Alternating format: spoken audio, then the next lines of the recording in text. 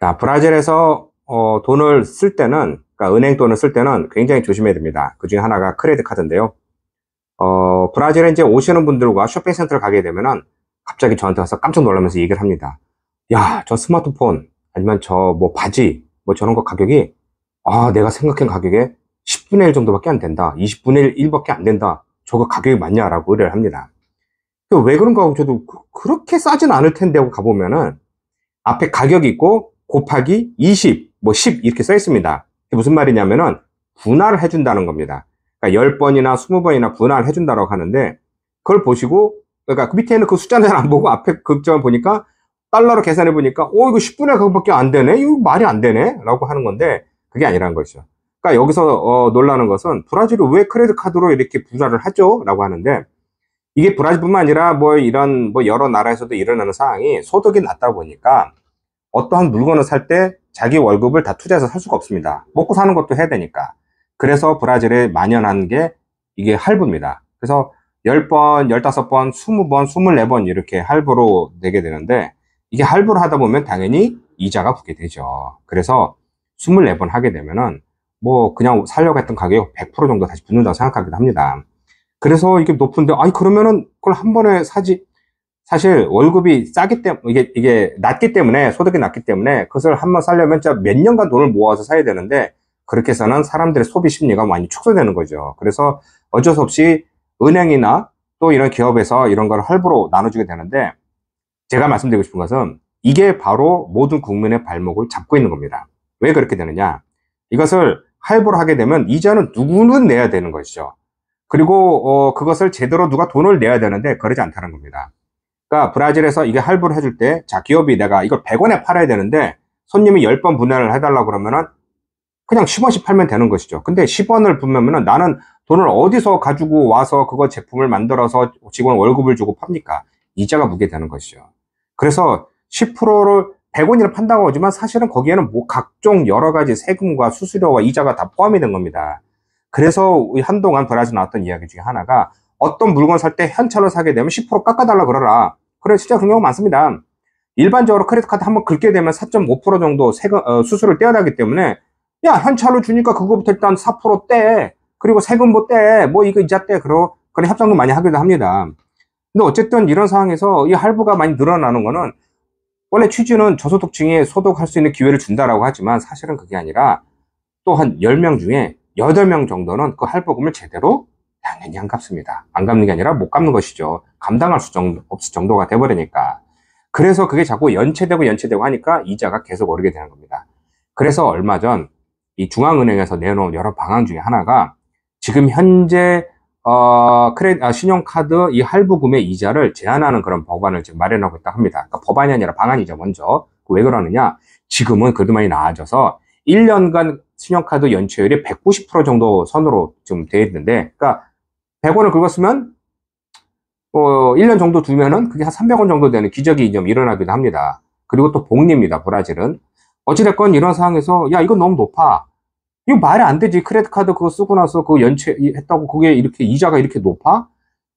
이게 너무 안 되고 예전에는 뭐 300%, 400%까지 한 적도 있었습니다. 1년 이자가. 그러니까 크레딧 카드 한번 연체하게 되면 폐가망신 당하기 망이죠. 그러니까 이렇게 오르게 되니까 결국은 어떻게 되냐, 소비자가 안 냅니다. 못 내죠, 그 돈을. 그렇게 되면은 5년 정도 있다가 5년 이내 은행에서 독촉하고 뭐 하다가 나중에 한 번씩 자, 한번 계산합시다 라고 해서 다 불러서 89%, 95%, 막 99% 할인 할 테니 이거 다 하고 요것만 내세요 라고 하는 협상이 자주 열리기도 합니다.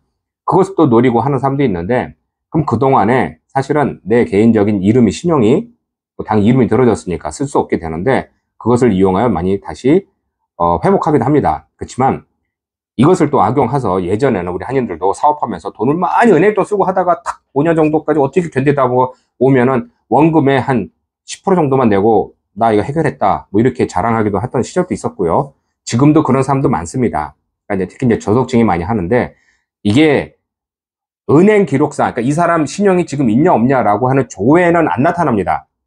이게 무슨 말이냐면은 지금 그 사람이 어느 은행에 돈을 빚을 갚아야 된다 뭐 이런 건 안 나는데, 또 다른 또 이 조회, 신용 조회를 하는 것이 은행끼리 보는 것에 보면은 그 사람은 지금은 지금은 돈을 법에 저촉되는 일은 없습니다. 다 해결했으니까.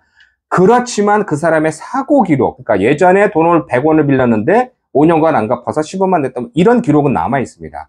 그러면 그걸 누구든지 보고 나서 이 사람한테 나 돈 안 빌려줄래? 왜? 아이고, 예전에 이런 사고가 있으니까. 이런 식의 이름은 영원히 남는 것이죠. 그래서 이름을 굉장히 조심해야 되는데, 이것을 잘 모르고, 그러니까 악용하는 사람도 있지만 대부분의 브라질 사람은 소득이 낮아서 어쩔 수 없이 그렇게 지금 쓰고 있습니다. 그래서 그러니까 이게 사회적인 비용이 많이 늘다 보니까 지금 중앙은행에서는 그러지 말고 그냥 연체 이자를 시중 금리와 비슷하게 하자. 시중 금리가 지금 연간 한 14%, 15% 정도 하니까, 그러니까 월입니다, 월. 이 정도로 지금 그냥 하자. 뭐 이걸 그러니까 연이죠, 연. 14%. 제가 잠깐만 지금 하는데 이걸 비슷하게 하자, 뭐 이런 말이 있습니다. 그렇게 해서 만약 크레딧 카드 회사에다 이걸 압력을 가해서 지금의 연 뭐 190%, 200% 받는 거를 뭐 10몇 프로로 줄인다 그러면은 사람들이 더 연체하지 않고 내지 않을까라는 게 지금 취지고요. 그러니까 왜냐면 그런 식으로 그러니까 할부하든가 아니면 그것을 뭐 혜택을 준다라든가 뭐 그거 다 비용이고요. 그거 그냥 눈에 잡히지 않는 버블 경제입니다. 그것도. 그렇기 때문에 그것을 빨리 없애야 되는 것이기 때문에 중앙에서 나서서 이제 거품을 더 이상 없애기 위해서 이런 것을 모든 사람들이 지고 있는 빚을 늘리지 않고 해결한 방안을 가자라는 것도 있고요. 또 다른 것은 드렉스라고 해서 브라질 중앙은행에서 내놓은 뭐죠? 그 코인입니다. 코인을 지금 요번에 이제 출시한다고 합니다. 그래서 2025년도에 이제 내놓는다고 하는데, 드렉스가 이걸 보고 이제 어느 분은 그럼 브라질 그거 빨리 사놔야겠네. 나중에 가격 오르겠다. 뭐 이러는데 그게 아니라 은행과 은행끼리 주고받고 하는 이런 거래를 이런 코인을 하겠다고 합니다. 그러니까 이건 영원히 변동하지 않는 1코인은, 그러니까 1드렉스는 1헤알로 지금 묶어서 지금 나누게 되는데요. 이렇게 하고 또 지금 현재 브라질 토스가 아닌 픽스라고 하는 거래가 있습니다. 이것도 굉장히 지금 점점 쉬워지게 지금 절차를 가입을 좀 낮춰서 앞으로 이 픽스를 이제 스마트폰을 주고받고 하는 돈도 헤알이 아닌 이드렉스라고 하는 디지털 코인으로 서로 주고받게 하자, 뭐 이런 식으로 가고 있습니다. 그러니까 이게 전부 무엇이냐? 브라질이 제가 몇 차례도 설명을 드렸는데 땅이 넓어서 은행 지점을 다 만들 수가 없습니다. 그리고 브라질 사람이 문맹률도 높고 또 이게 잘 모르는 사람들 많기 때문에 모든 시스템이 굉장히 단순화되어야 됩니다.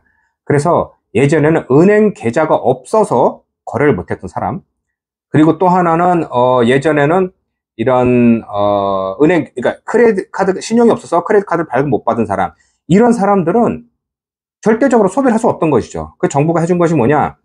일단 픽스라고 하는 건 돈 주고받고 하는 거는, 그러니까 한국에 자꾸 토스라고 설명했더니 개인 회사가 하는 줄 알았는데 그게 아니라 픽스라고 하는 거는 중앙은행에서 내놓은 거래입니다. 거래. 그렇기 때문에 이건 계좌가 있어야 되는 건데, 요즘에 은행 계좌는요, 디지털 계좌는 쉽게 누구나 열 수 있습니다. 아니면 또 계좌가 없으면 그 사람 이름으로 돈을 주고받으면서 0.몇% 수수료를 받는 그런 서비스도 많습니다. 그리고 또 하나는 신용카드가 중요하죠. 내가 할부로 사고 싶을 때. 근데 지금은 처음에 말씀드린 이 픽스를 이용하여 정부가 보장하면서 할부를 할 수 있는 것도 지금 연구하고 있다고 합니다. 그러니까 이게 브라질 사람들의 소비를 자꾸 촉진시키고 누수를 좀 막고요. 그러니까 당연히 현찰이 아니라 이 픽스라는 거 중앙정부에서 유일하게 내놓은 거래와 또 하나는 드렉스라고 하는 디지털 코인이면은 중앙은행이 다 보는 거죠. 딱 보고 나서 돈이 어디서 들어오고 나오는지 뻔히 아니까 그 세금 걷기 편하는 거죠. 이런 식으로 가고 있는 상황입니다. 어쨌든 이런 상황에서 브라질은 빨리 지금 변하고 있고요. 쓰다 보니까 굉장히 편하고요. 안 좋은 점은 세계에서 1, 2위를 다루는 해커의 나라이기도 합니다. 그래서 하루에도 몇 번씩 누르세요. 나한테 픽스 좀 보내주세요. 뭐 하다 보면 굉장히 많은 또 이런 범죄가 있으니 이런 것도 꼭 조심하시고 2번, 3번 확인하시고, 또 중요한 거는 픽스를 등록할 때 내 납세자 번호, CPF, 전화번호, 이메일 이런 걸 누르는 경우가 많은데 이런 것은 좀 넣지 마시고 그때마다 그 코드를 또 생성하는 거 있습니다. 그런 것 좀 사용하시기 바랍니다. 왜냐면은 내가 만드는 이메일이나 전화번호나 이런 CPF를 가지고 입력하면은 또 내 인적사항이 또 다 나오는 그런 상황이기도 하니까 꼭 조심하시기 바랍니다. 이상입니다.